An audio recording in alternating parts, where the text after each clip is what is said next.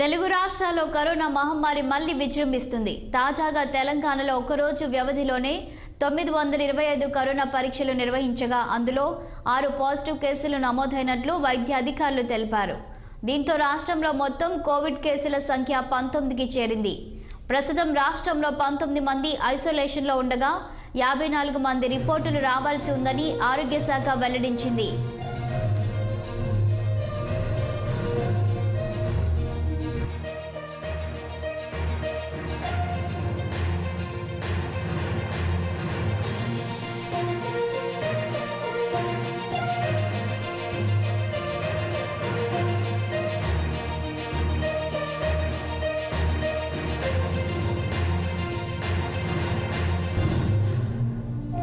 తెలుగు రాష్ట్రాల్లో కరోనా మహమ్మారి మళ్లీ విజృంభిస్తుంది.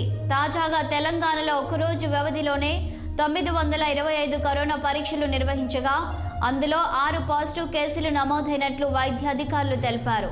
దీంతో రాష్ట్రంలో మొత్తం కోవిడ్ కేసుల సంఖ్య 19కి చేరింది.